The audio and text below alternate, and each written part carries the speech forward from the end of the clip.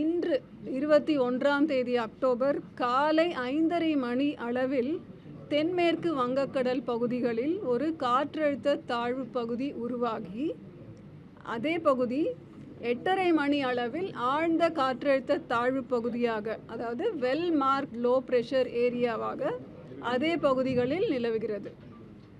இது மேற்கு வடமேற்கு திசையில் நகர்ந்து நாளை 22ஆம் தேதி அக்டோபர் மதியம் தென்மேற்கு மற்றும் அதனை ஒட்டிய மத்திய மேற்கு வங்கக்கடல் பகுதிகளில் வட தமிழக, புதுவை மற்றும் தெற்கு ஆந்திர கடலோர பகுதிகளுக்கு அப்பால் காற்றழுத்த தாழ்வு மண்டலமாக வலுப்பெற வாய்ப்பு உண்டு.